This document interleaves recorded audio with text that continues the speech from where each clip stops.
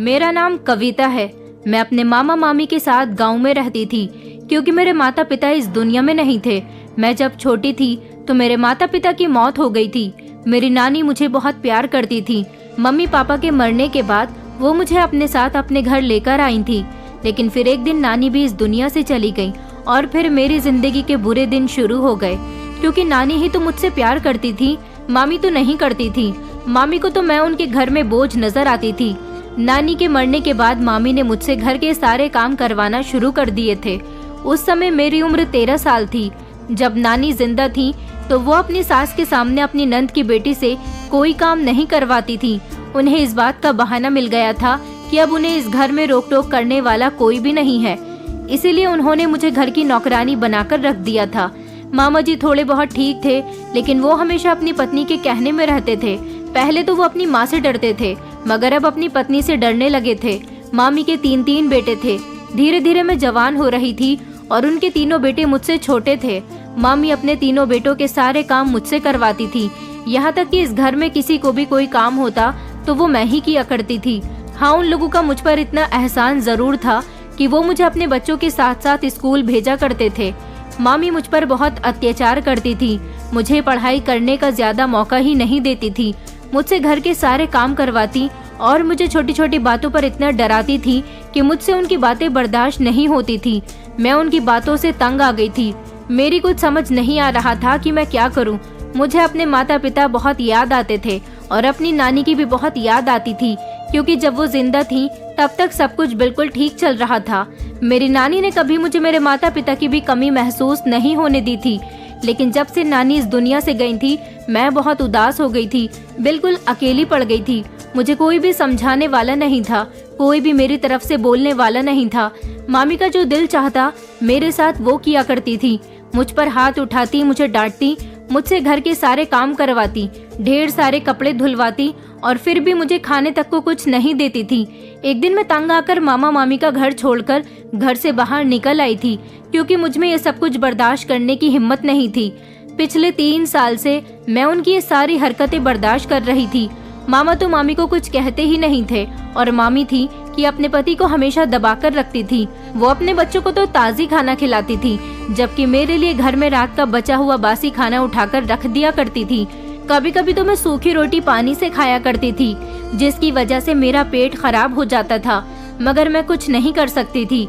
उनकी हर बात को मैंने हमेशा बर्दाश्त किया था। एक दिन मुझे बहुत तेज बुखार था। मैं सफाई कर रही थी और मुझसे घर की सफाई नहीं हो रही थी। मामी ने मुझे देखा कि मैं बहुत धीरे धीरे काम कर रही हूँ, तो वो मुझे गालियाँ देने लगी। मेरे मम्मी पापा को बुरा भला कहने लगी थी। कहने लगी कि खुद तो मर गए और अपनी बेटी को हमारे हवाले करके चले गए। इस करमजली से तो कुछ भी नहीं होता, बस यहाँ रहते हुए मुफ्त की रोटियाँ तोड़ती रहती है। उन्होंने जब मेरे माँ बाप को बुरा भला कहा तो मुझसे बर्दाश्त नहीं हुआ और फिर मैं रोते हुए आंसुओं के साथ उनके घर से निकल आई थी। मामी भी यही चाहती थी कि मैं उनके घर से चली जाऊं, क्योंकि उनका कहना था कि मैं उनके घर में रहते हुए जो कुछ भी खाती पीती हूँ वो उनके पति की कमाई है, जबकि वो लोग तो मुझे ढंग से खाना भी नहीं देते थे, न सुकून से रहने देते थे। इतनी कम उम्र में भी मुझको घर का सारा काम करना पड़ता था, तो फिर मैं उन लोगों पर बोझ कैसे बन सकती थी। मैं घर से बाहर निकलकर काफी दूर तक आ गई थी। मामी ने मुझे रोकने की भी कोशिश नहीं की थी। आखिर जैसा वो चाहती थी ऐसा हो चुका था। मैं सड़क पर चल रही थी जब अचानक मैं एक बड़ी सी गाड़ी से टकरा गई थी। मेरे काफी चोट आई थी। वो औरत गाड़ी से निकली और मुझे संभालने लगी। कहने लगी कि तुम्हें क्या हुआ है? माफ करना बेटा, गलती से मेरी गाड़ी की तुमसे टक्कर हो गई। मैंने उसे बताया कि मैं बहुत परेशान हूँ। मेरी उम्र 13 साल है। मेरे मामा मामी मुझे बहुत तंग करते हैं। मेरे पेरेंट्स इस दुनिया में नहीं है। मैंने अपनी जिंदगी के बारे में उस औरत को सब कुछ बता दिया था। उसने कहा, अगर तुम्हारा इस दुनिया में सच में कोई नहीं है तो तुम मेरे साथ चलो। मैं एक अनाथ आश्रम को फंड देती हूँ। वो अनाथ आश्रम बहुत अच्छा है। वहाँ पर तुम्हारे जैसे ना जाने कितने बच्चे रहते हैं जिनके माता पिता इस दुनिया में नहीं है, या फिर बहुत से ऐसे बच्चे हैं जो लावारिस होते हैं। बेटा, मैं तुम्हारी इतनी ही मदद कर सकती हूँ, इससे ज्यादा मैं कुछ नहीं कर सकती।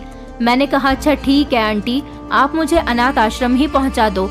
वो औरत पहले मुझे अपनी गाड़ी में बिठाकर डॉक्टर के पास लेकर गई। उसने मेरी चोट पर पट्टी बंधवाई, क्योंकि उसकी गाड़ी से टकराने के बाद मेरे हाथ में चोट लग गई उसके बाद वो मुझे अनाथ आश्रम ले गई और वहाँ ले जाकर उसने वहाँ की वार्डन से मेरे बारे में बात की। वहाँ की वार्डन ने खुशी खुशी मुझे वहाँ रहने की जगह दे दी और वो अनजान औरत जो मुझे यहाँ लेकर आई थी वो वहाँ से चली गई। उन सब बच्चों की परवरिश हमारे आश्रम में अच्छी तरह से की जाती है। मैं बहुत घबराई हुई थी। वो वहाँ की वार्डन मुझसे कहने लगी कि घबराओ नहीं, तुम यहाँ रहोगी तो तुम्हें पढ़ाया लिखाया जाएगा, 2 वक्त का खाना मिला करेगा, सोने के लिए बिस्तर मिला करेगा और यहाँ पर तुम्हें हर फैसिलिटी दी जाएगी। वार्डन की बात सुनकर मुझे बहुत खुशी हुई थी। मैं सोच रही थी कि भले ही ये अनाथ आश्रम है लेकिन यहाँ पर मेरी जिंदगी सुकून से गुजर जाएगी। और फिर मैं इस अनाथ आश्रम में रहने लगी थी। फिर समय कब गुजर गया कुछ पता ही नहीं चला और इसी तरह देखते ही देखते मैं जवान हो गई। मैं बहुत संस्कारी थी, कभी भी मैंने कुछ गलत नहीं किया था, पढ़ाई में भी सबसे आगे होती थी, मैं बहुत काबिल थी।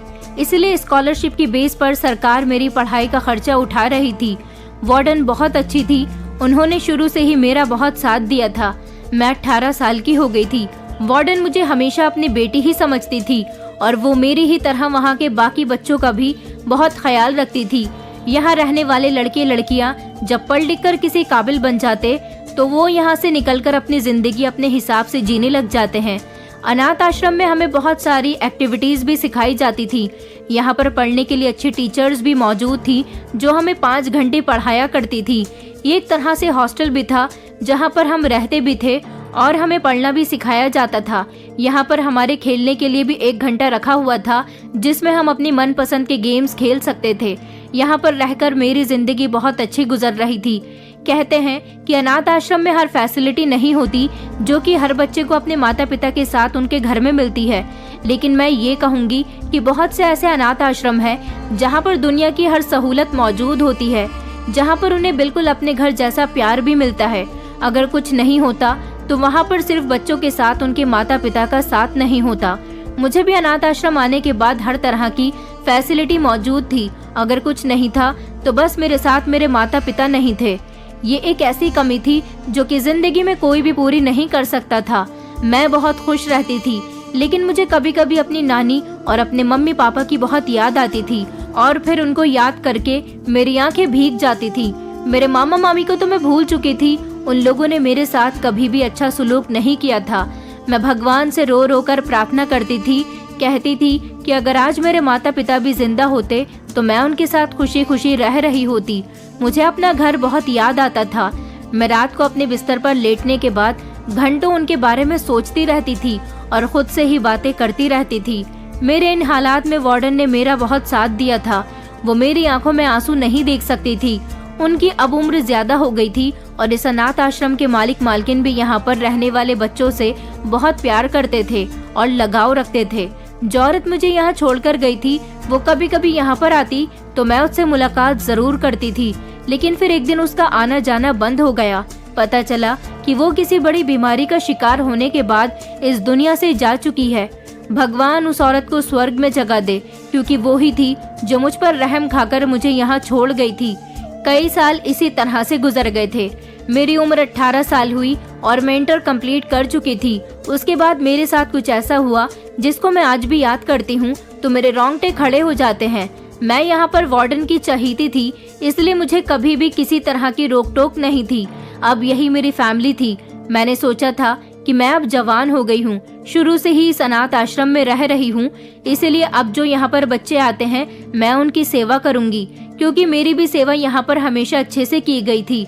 जिंदगी इसी तरह से गुजर रही थी। हमारे अनाथ आश्रम में नए आने वाले बच्चों के लिए एक फंक्शन रखा गया था। इस फंक्शन में किसी अमीर बाप के बेटे को यहाँ पर चीफ गेस्ट के तौर पर बुलाया गया था। ये लड़का बहुत ही खूबसूरत था और हमारे फंक्शन का खास मेहमान था। ये लड़का हमारे अनाथ आश्रम में काफी सारा फंड देता था। मैंने आज इस लड़के को पहली बार देखा था और पहली ही नजर में मुझे ये लड़का पसंद आ गया था। इसके अंदर एक अजीब सी बात थी, जितना ये देखने में खूबसूरत था उतनी ही खूबसूरत इसकी बातें थी। दिन इसी तरह से गुजरते जा रहे थे। फिर एक दिन अचानक वो लड़का अनाथ आश्रम में वार्डन से मिलने के लिए आया। मेरा सारा दिन वार्डन के साथ ही गुजरता था। जब मुझे पता चला कि वो लड़का वार्डन से मिलना चाहता है तो मेरे दिल में एक बार फिर से उसको देखने की ख्वाहिश जागने लगी। उस लड़के का नाम प्रकाश था। इसे पहली नजर में देखते ही मुझे इससे प्यार हो गया था। आज से पहले मेरे साथ ऐसा कभी नहीं हुआ था। कभी भी मेरे दिल में किसी को देखकर ऐसी फीलिंग्स नहीं जागी थी जैसी प्रकाश को देखकर जाग गई थी। इस बार तो ये लड़का और इसकी खूबसूरती मेरे दिल को भाग गई थी और मेरे दिमाग पर पूरी तरह से छा गई थी। न जाने बार बार मेरा ध्यान इस लड़के की तरफ चला जाता था। जब वो लड़का वार्डन से मिलने के लिए आया तो उसने एक ऐसी बात कही जिसे सुनकर मेरे होश उड़ गए थे और मुझे अपने कानों पर विश्वास नहीं हो रहा था, जबकि मेरी खुशी के भी ठिकाने नहीं थे। उसने वार्डन से कहा था कि मैं कविता को बहुत पसंद करता हूँ और उससे शादी करना चाहता हूँ। आप तो मेरे बारे में अच्छी तरह से जानती हो ना, मैं कविता को बहुत खुश रखूंगा। वार्डन प्रकाश को अच्छी तरह से जानती थी। उन्हें पता था कि वो कैसी फैमिली से बिलोंग करता है और अमीर भी है, इसलिए उन्होंने प्रकाश से कहा था कि मैं एक बार कविता से बात कर लेती हूँ, उसके बाद तुम्हें जवाब दूंगी। वार्डन ने जब मुझे इस बारे में बताया तो मैं खुशी के मारे झूम उठी थी और फौरन राजी हो गई, लेकिन साथ ही साथ मुझे अपनी पढ़ाई की भी फिक्र होने लगी थी। मैं अभी आगे और पढ़ना चाहती थी, लेकिन प्रकाश ने मुझसे वादा किया था कि शादी के बाद वो मुझे पढ़ने देगा, मुझ पर किसी तरह की रोक टोक नहीं करेगा। मैंने शादी के लिए हाँ कर दी थी। इस तरह प्रकाश के साथ मेरी शादी हो गई और मैं उसके घर चली गई थी। वार्डन ने मेरी शादी खूब धूमधाम से की थी। यही अनाथ आश्रम मेरा मायका था और अपने मायके से दूर जाते समय मुझे बहुत रोना आ रहा था, क्योंकि यहाँ के सभी लोगों से मैं बहुत अटैच हो गई थी। मैंने अपने बचपन के कई साल इस अनाथ आश्रम में गुजारे थे, इसलिए एकदम प्रकाश के घर जाने से मुझे खुशी हुई थी, लेकिन मेरा दिल भी उदास था। मुझे अपने अनाथ आश्रम में गुजारे हुए वक्त की बहुत याद सताती थी। प्रकाश बहुत ही हैंडसम था। प्रकाश ने मुझे बहुत प्यार दिया था, इतना प्यार दिया था कि मैं उसकी दीवानी हो गई थी। देखते ही देखते कब मेरी शादी को 6 महीने गुजर गए मुझे तो पता ही नहीं चला, क्योंकि जब समय कांटों पर गुजरता है तो हमें एक एक मिनट भारी लगता है, और जब समय खुशी से गुजरता है तो वक्त का पता ही नहीं चलता कि कब गुजर गया। मेरे पति ने मुझे सारी दुनिया की खुशियाँ दे दी थी। मेरा पति अमीर होने के साथ साथ बहुत नरम दिल इंसान भी था। प्रकाश ने अपने प्यार और मोहब्बत से मेरे भरोसे को पूरी तरह से जीत लिया था। मैं दिन को रात कहती तो प्रकाश रात कहते थे, और रात को दिन कहती तो प्रकाश दिन कहा करते थे। हमारी जिंदगी बहुत अच्छी गुजर रही थी। प्रकाश हमेशा मेरे लिए नए नए कपड़े खरीद कर लाते थे और हर तरह का फैशन मुझे करवाते थे। मैं तो इतना फैशन करना जानती भी नहीं थी। जो नया कपड़ा चलता था वही प्रकाश मुझे लाकर दिया करते थे, क्योंकि मैं तो हमेशा सलवार सूट में ही रहा करती थी। कभी मैंने फैशनेबल कपड़े पहने ही नहीं थे, लेकिन प्रकाश हमेशा मुझे मॉडर्न कपड़े लाकर दिया करते थे, जिसे पहनकर मैं बहुत झिझकती थी, क्योंकि वो कपड़े बहुत छोटे होते थे। मैं अपने पति से कहती थी कि ये कपड़े बहुत छोटे होते हैं। मेरे पति ने हमेशा मुझे एक ही बात समझाई थी कि अपने पति के लिए फैशन करना कोई गलत बात नहीं है। तुम थोड़ी ना ये छोटे छोटे कपड़े पहनकर घर से बाहर निकल रही हो या दूसरों के सामने जा रही हो। जो कुछ भी कर रही हो अपने पति के सामने कर रही हो, और अगर पति खुशी से ऐसे कपड़े लाकर दे रहा है तो तुम्हें कोई प्रॉब्लम नहीं होनी चाहिए। और फिर हमारे घर में हम दोनों के अलावा कोई और भी तो नहीं होता, तो फिर तुम्हें किससे शर्म आती है? मैं और तुम ही तो होते हैं। जैसा मैं कहता हूँ वैसे ही ड्रेसिंग किया करो और इस तरह तैयार होकर रहा करो। मुझे अपने पति की बात समझ तो आती थी, क्योंकि मैंने बाहर की दुनिया ज्यादा नहीं देखी थी। हाँ, मगर इतना जरूर सुना था कि पति परमेश्वर होता है। पति का हमेशा कहना मानना चाहिए और पति की खुशी के लिए औरत को सब कुछ करना पड़ता है, तभी घर और जिंदगी में खुशहाली पैदा होती है। मेरा पति मुझे बहुत छोटे छोटे ड्रेसेस लाकर दिया करता था, जिसमें काफी हद तक मेरा शरीर दिखाई देता था। हर रोज कोई ना कोई ड्रेस मुझे गिफ्ट दिया करते थे और उसे पहनने की जिद करते थे। मेरे पति जैसे ही मेरे लिए ड्रेस लेकर आते तो फौरन ही कहते कि जल्दी से इन कपड़ों को पहनकर तैयार हो जाओ, और उसके बाद मेरा पति कैमरा लेकर आते और कैमरे के सामने मुझे बिठा दिया करते थे। सारा दिन मेरे पति की कोशिश यही होती थी कि मैं इन्हीं तरह के कपड़े पहनकर कैमरे के आगे बैठी रहूं और वो मेरी अच्छी अच्छी सी फोटोज और वीडियोस बनाते रहें। न जाने मेरे पति को ये आदत क्यों थी। मैं जब उनसे पूछती कि क्या वीडियो बनाना और फोटोज खींचना आपका काम है, तो वो कहते कि नहीं नहीं, ये मेरा काम नहीं है। तो फिर ना जाने वो ऐसा क्यों करते थे। मैं कहती थी कि अगर ये आपका काम नहीं है तो फिर आप मुझे इन कपड़ों में और इतना तैयार करवाने के बाद कैमरे के आगे क्यों बिठा दिया करते हो। मेरे पति मेरी बात सुनकर हंसने लगते और कहते कि तुम नहीं समझोगी, मैं तुम्हें अपनी जिंदगी में और इस कैमरे में कैद कर लेना चाहता हूँ। मैं तुम्हारे साथ गुजरा हुआ हर लम्हा कैप्चर कर लेना चाहता हूँ। मुझे अपने पति की कोई भी बात बिल्कुल समझ नहीं आती थी। मेरे पति मेरी हर फोटो को कैमरे में उतार लिया करते थे, लेकिन खुद मेरे साथ कभी भी फोटो क्लिक नहीं करवाते थे। मैं प्रकाश से कहती भी थी कि आप मेरे साथ भी फोटो या वीडियो बनवाया करो। जब आप मुझे अपने साथ देखना चाहते हो तो खुद भी तो मेरे साथ फोटो लिया करो। आप अकेले मेरे ही फोटोज क्यों लेते रहते हो और खुश होते रहते हो? तो प्रकाश मुस्कुराते हुए मुझे हमेशा यही कहते कि तुम नहीं जानती हो तुम्हें इस कैमरे के आगे आने की कितनी बड़ी कीमत मिलेगी, इतनी मिलेगी कि तुम मालामाल हो जाओगी। अपने पति की बात तो मेरी कुछ समझ नहीं आती थी, फिर मेरा पति इस बात को हंसी में टाल दिया करता था और बात को गोलमोल कर देता था। वो कहता कि तुम नहीं जानती कि तुम्हें इस कैमरे में आने की कितनी बड़ी कीमत मिलेगी, और जिस दिन तुम्हें ये कीमत मिलेगी तुम कितनी खुश हो जाओगी और अपने आप को दुनिया की सबसे खुशकिस्मत लड़की समझोगी। मैंने तो अपने पति का प्यार पाकर ही खुद को दुनिया की सबसे खुशकिस्मत लड़की मान लिया था, क्योंकि जिन हालात से मैं गुजरी थी और जिन हालात में रह रही थी, इन सब में मुझे किसी ऐसे प्यार करने वाले इंसान के साथ की जरूरत थी जो कि मुझे मेरे पति के रूप में भगवान ने दिया था। मैं अपने पति से बहुत प्यार करती थी, वैसे तो वो भी मुझसे बहुत प्यार करते थे। हर समय मेरे आगे पीछे घूमते रहते थे, मेरी खूबसूरती की हमेशा तारीफ करते रहते थे। प्रकाश ने जब मुझे पहली बार देखा था तो मुझे देखते ही उन्होंने पसंद कर लिया था। न जाने उनके दिल को मैं किस तरह से भागी थी।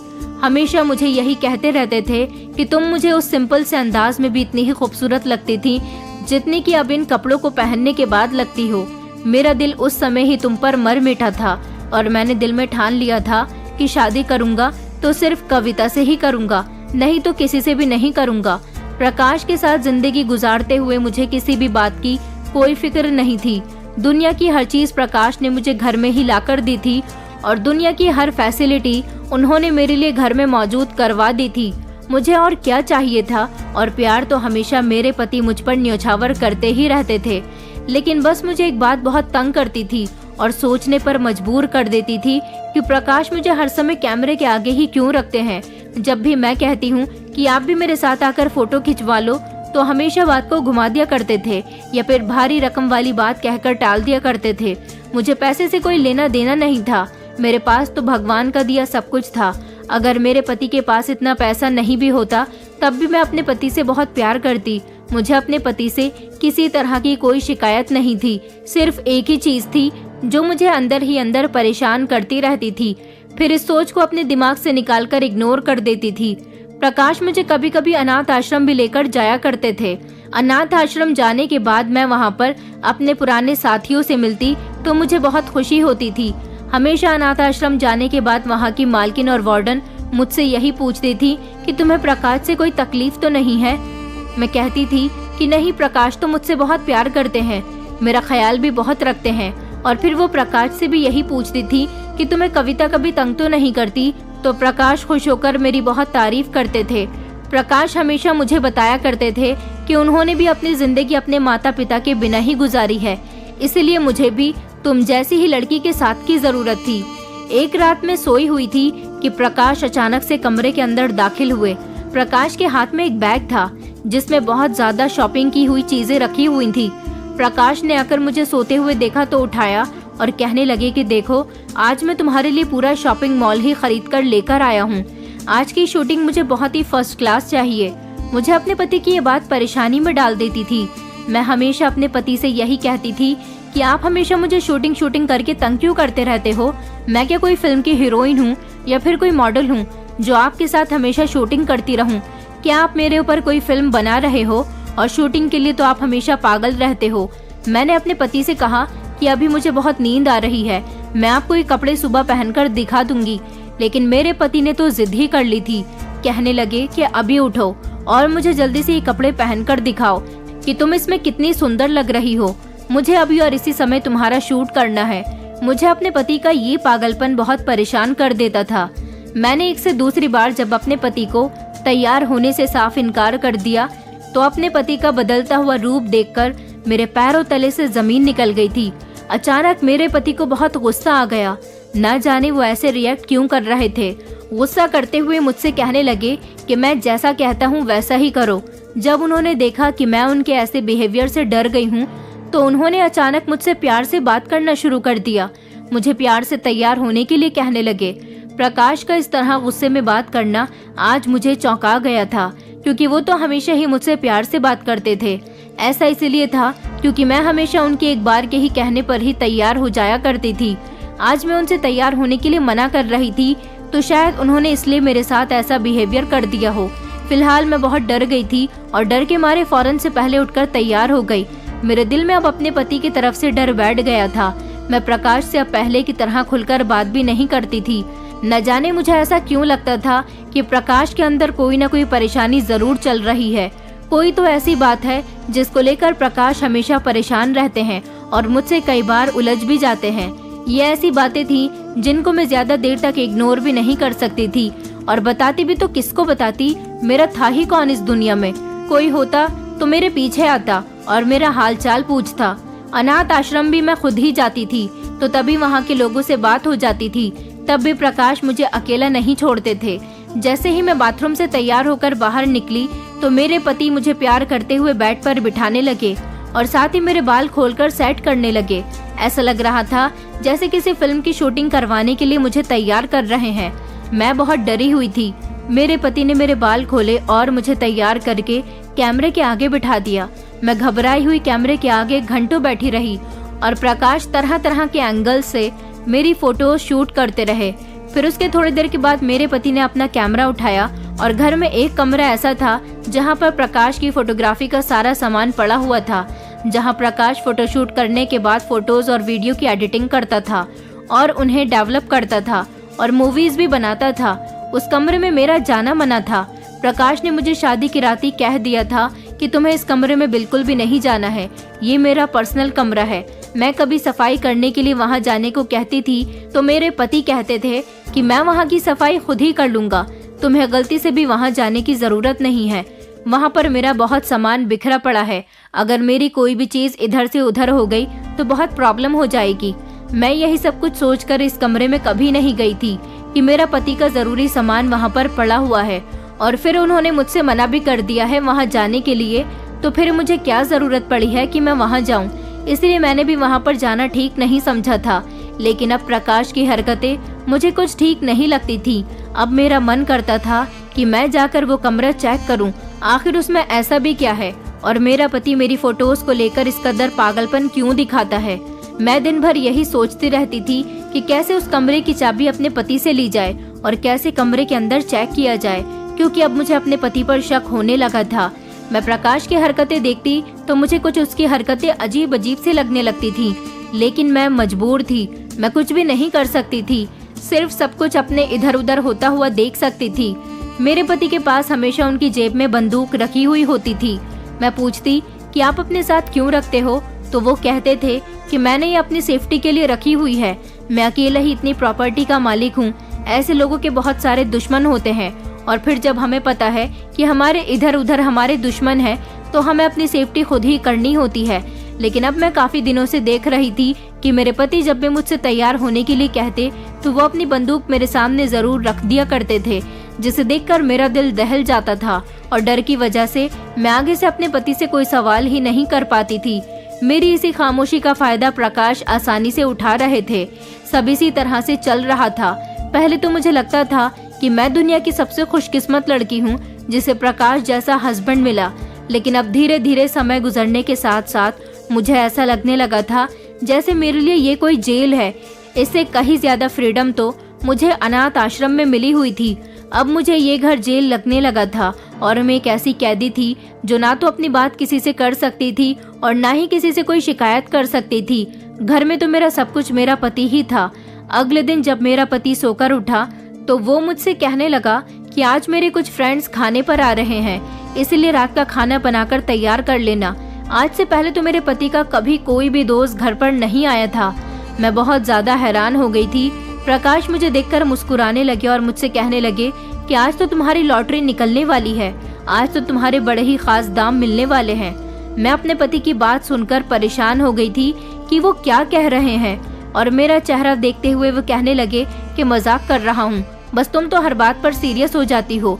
रात को टाइम से पहले खाना तैयार करके रख लेना, आज मेरे दोस्तों को मेरे घर पर ही खाना खाना है। मैंने अपने पति से कह दिया था कि अच्छा ठीक है, मैं खाना बना लूंगी। मैंने नौकरानी के साथ मिलकर खाना तैयार कर लिया था। प्रकाश के दोस्त आए और फिर उन सब ने मिलकर खाना खाया। उसके बाद वो सब लोग उस बंद वाले कमरे में चले गए थे जहां मेरे पति ने जाने से मुझे साफ मना किया हुआ था। मुझे ये देखकर बड़ी हैरानी हुई थी कि भला जहां पर मेरी सारी फोटोज और वीडियोस रखी हुई हैं, वहां पर इन लोगों के जाने का क्या मतलब बनता था। अभी मैं यही सब कुछ सोच रही थी कि अंदर से प्रकाश के सारे दोस्त हंसते और मुस्कुराते हुए बाहर निकले और कहने लगे कि वाओ यार, क्या कमाल की आइटम है। वो लोग कुछ इसी तरह के शब्द मेरे लिए इस्तेमाल कर रहे थे। ऐसे शब्द मेरे कानों में पड़े तो मेरे होश उड़ गए थे। मैंने अपने दिल में सोचा कि आखिर ये कैसे दोस्त हैं जो इस तरह के लैंग्वेज इस्तेमाल कर रहे थे। मैं बड़ी बेसब्री से अपने पति के कमरे में आने का इंतजार कर रही थी क्योंकि मैं अपने कमरे में बैठी हुई थी। थोड़ी देर के बाद मेरे पति जब आए तो मैं उनसे पूछने लगी कि आखिर आपके सारे दोस्त उस कमरे में क्या करने गए थे जिसमें सिर्फ मेरी फोटोज और वीडियोज हैं। लेकिन प्रकाश ने बिल्कुल भी मेरी बात ना सुनी और वो मुझे इग्नोर करते हुए कमरे से निकल गए। हाँ, मैंने इतना जरूर देखा था कि मेरे पति ने अपने हाथ में बहुत सारे पैसे पकड़े हुए थे और वो मुस्कुराते हुए मेरी तरफ देखने लगे और मुझे पैसों की तरफ इशारा करके दिखाने लगे। मेरा दिल बहुत घबरा रहा था। मुझे ऐसा लग रहा था कि कुछ तो गड़बड़ जरूर है। ये लोग कोई तो ऐसा काम कर रहे हैं जो मेरी नजरों से ओझल है। मैं बेसब्री से प्रकाश के आने का इंतजार करने लगी, लेकिन आज रात मेरा पति घर आया ही नहीं था। सारी रात मैं अपने पति का इंतजार करती रही। वो अपने दोस्तों के साथ ही घर से निकल गया था और फिर रात भर घर नहीं आया। सुबह का समय हो गया था। जब मेरा पति घर आया तो उसकी हालत देखकर मैं बहुत परेशान हो गई थी। आज से पहले तो ऐसा कभी नहीं हुआ था कि प्रकाश ने ड्रिंक की हो। वो नशे में धुत घर में आए थे। मेरे पैरों तले तो जैसे जमीन ही खिसक गई थी क्योंकि मैं प्रकाश का एक अलग ही रूप देख रही थी। मेरी पूरी जिंदगी दांव पर लगी हुई थी। मैं ये सोच सोच कर रो रही थी कि प्रकाश के साथ शादी करना मेरा कोई गलत फैसला तो नहीं है, पर मुझे मेरे किसी भी सवाल का जवाब नहीं मिल रहा था। इन सारी सोचों ने मेरे दिमाग को पूरी तरह से जकड़ कर रख लिया था। एक तो सारी रात प्रकाश घर नहीं आए थे। अगले दिन घर आए तो वो भी शराब के नशे में थे। अब मैं डर के मारे अपने पति से कोई सवाल भी नहीं कर पा रही थी क्योंकि मैं जानती थी कि अगर इस समय मैंने उनसे कोई सवाल किया तो मेरे पति मुझ पर गुस्सा करने के अलावा कुछ नहीं करेंगे। और जो हालत प्रकाश की थी उसमें तो वो मुझ पर हाथ भी उठा सकते थे। मैं खामोशी से एक तरफ बैठ गई थी। मुझे बहुत तेज भूख लग रही थी। घर में कुछ भी खाने का नहीं था। मैं धीरे धीरे अपने पति के पास गई और उनसे कहने लगी कि प्रकाश, मुझे भूख लगी हुई है। घर में कुछ खाने का भी नहीं है। प्लीज मुझे बाहर से कुछ खाने का लाकर दे दो। मैंने अपने पति को हिलाते हुए जब ये सब कुछ कहा तो प्रकाश नशे की हालत में मुझसे कहने लगे कि जाओ जाकर मार्केट से खुद सामान ले आओ। आज से पहले तो कभी मेरे पति ने मुझे अकेले घर से बाहर कदम तक नहीं निकालने दिया था। वो मुझे जहाँ भी लेकर जाते थे अपने साथ ही गाड़ी में लेकर जाते थे और मुझसे कहते थे कि अपने सर पर पल्लू रख लो, तुम्हारा चेहरा किसी को नजर नहीं आना चाहिए। मैं कहती थी कि ऐसा क्यों, तो मेरे पति कहते थे कि संस्कारी लड़कियां ऐसी ही होती हैं। मैं जानता हूँ कि तुम बहुत संस्कारी हो। अगर तुम अपना चेहरा ढक लोगी तो मेरे अलावा तुम्हें कोई नहीं देख सकेगा, क्योंकि मैं दूसरों की नजरें तुम पर बर्दाश्त नहीं कर सकता। अपने पति का इस तरह से हक जताना मुझे अच्छा लगता था, इसलिए मैं अपने चेहरे पर अच्छी तरह से घूंघट कर लिया करती थी। मगर आज वो नशे की हालत में मुझसे कह रहे थे कि तुम घर से अकेले ही निकल जाओ। आज मुझे बहुत अजीब महसूस हो रहा था। मैंने दिल में ठान लिया था कि मैं सामान लेने के बहाने अनाथ आश्रम भी जरूर जाऊंगी और वहां जाकर वार्डन को ये सारी बात बताऊंगी। शायद उनसे मुझे कोई अच्छी एडवाइस मिल जाए और मेरा घर भी बच जाए, क्योंकि मुझे अपना घर उजड़ता हुआ नजर आ रहा था। मेरा पति तो नशे की हालत में अभी सो रहा था। मैं घर बंद करके ड्राइवर के साथ मार्केट से कुछ खाने के लिए निकल गई और मैंने ड्राइवर से कहा भी था कि मुझे अनाथ आश्रम भी लेकर चलना। जैसे ही मैं एक रेस्टोरेंट के बाहर गाड़ी से उतरी तो लोग मुझे देखते ही बुरा भला कहने लगे और अजीब अजीब नजरों से घूरने लगे। मेरी समझ नहीं आ रहा था कि ये लोग मुझे इस तरह से क्यों देख रहे हैं। मुझे लगा कि ये लोग किसी और को देखकर ऐसी बातें कर रहे होंगे, मगर चक्कर तो कुछ और ही था। आज मैंने अपने चेहरे पर घूंघट भी नहीं किया हुआ था। आज मैं अपना चेहरा खोल कर ही घर से बाहर निकली थी, मगर हैरान तो तब हुई थी जब कुछ लोग मेरे पास आए और मुझे बुरा भला कहने लगे। मेरी समझ नहीं आ रहा था कि लोग मुझे ऐसी बातें क्यों कह रहे हैं। मैंने पूछने की भी कोशिश की तो वो लोग मुझे इतनी बातें सुनाने लगे कि मैं अपने कानों पर हाथ लगाने लगी थी। फिर एक लड़के ने मुझे अपने मोबाइल में एक ऐसी वीडियो दिखाई जिसे देखकर मेरे पैरों तले से जमीन निकल गई थी, क्योंकि उस वीडियो में तो मैं थी। अपनी ही वीडियो देखकर मैं बहुत ज्यादा परेशान हो गई थी और मुंह छुपाते हुए जल्दी से मैं गाड़ी में बैठ गई और ड्राइवर से अनाथ आश्रम चलने के लिए कहा। मैं वहाँ से बिना कुछ खाए पिए ही अनाथ आश्रम आ गई थी और फूट फूट कर रो रही थी।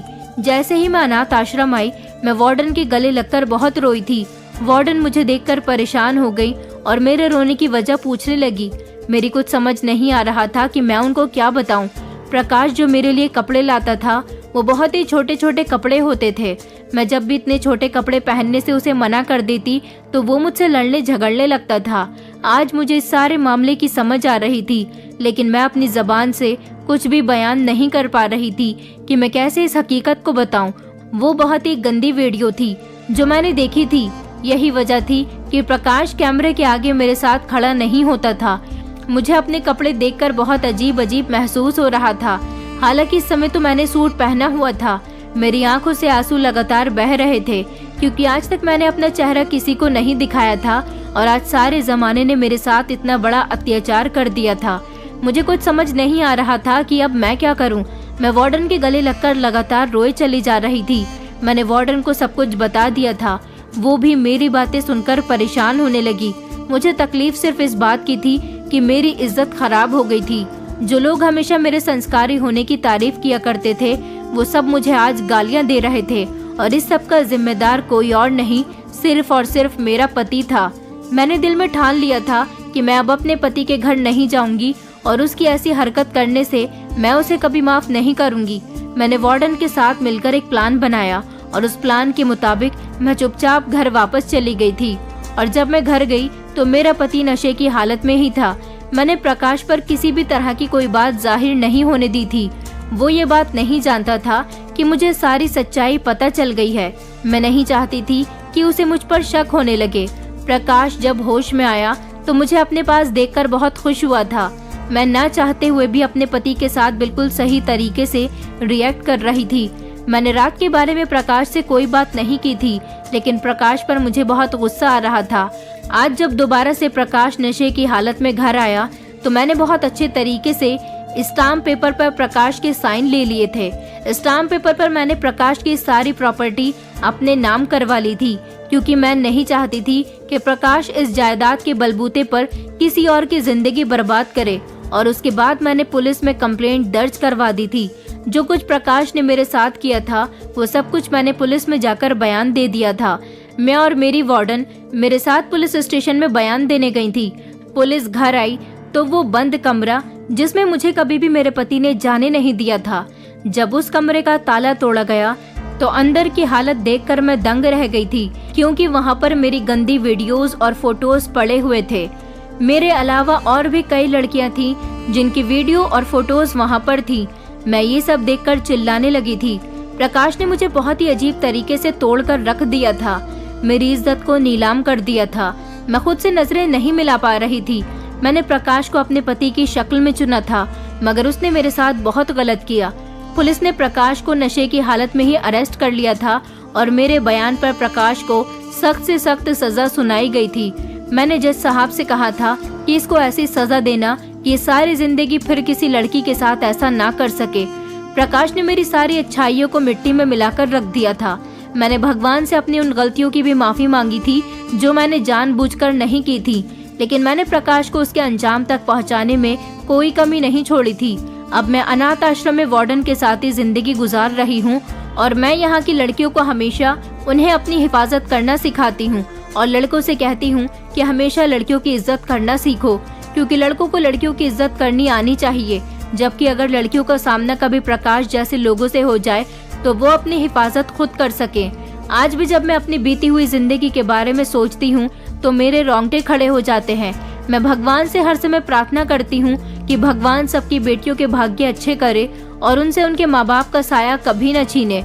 मैं आप लोगों से यही कहना चाहूंगी कि अगर किसी बच्चे के माता पिता नहीं है तो प्लीज उसे जिंदगी में रुस्वा होने के लिए ना छोड़ दें, क्योंकि जैसा आप दूसरों की बेटी के साथ करेंगे, एक न एक दिन आपकी बेटियों के साथ भी ऐसा ही हो सकता है। दोस्तों उम्मीद करती हूँ आपको हमारी कहानी पसंद आई होगी। कहानी पसंद आई है तो वीडियो को लाइक करें, चैनल पर नए हैं तो चैनल को सब्सक्राइब करें और हाँ, नोटिफिकेशन बेल को जरूर दबाएं ताकि अगली अपडेट सबसे पहले आपको मिले।